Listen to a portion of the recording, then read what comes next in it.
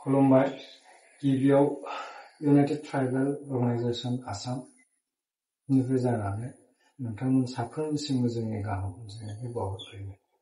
दिनैहाय 16 नभेम्बर जों बर' हारिनि थाखाय प्रत्येकनि थाखायबो बे मोनसे गोथार सान आरो बे गोथार सानखौ लोब्बा लानानै जोंनि जातीय संगठन आबसु बर' साहित्य सभा आरो बर' हारिमु आफाद बिथांमोननि दैदेननायाव बिथांमोननि नाजानायाव दिल्लीयाव जेनाखि बर'लेण्ड महोत्सव मैयानिफ्राय बिथांमोना सेलिब्रेसन खालामदों बेखौहाय जोङो इउटिअनि जानानैहाय प्रथमावनो कंग्रेचुलेसन होग्रोयो।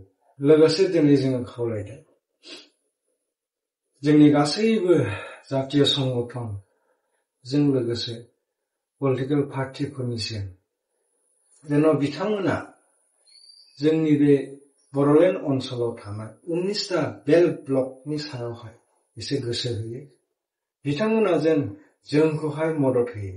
मानोना नोंथांमोना साफ्रोमबो मिथिखागौ थांनाय 12 सननिफ्रायनो इउनाइटेड ट्राइबेल अर्गानाइजेशन आसामा प्रदीप कुमार बरा होननायजों लोगोसे गुवाहाटी हाइकर्टआवहाय मोनसे PIL केसआवहाय इनभल्व जानानै दं।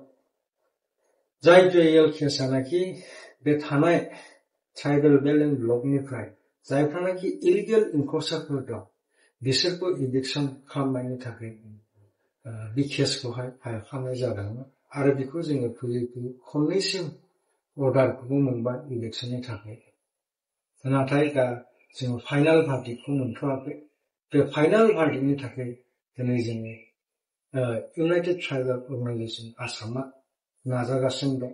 आसा खालामो नोंथांमोना साफ्रोमबो जोंनि बे नाजानायाव हेफाजाब होगोन। हामबायसै।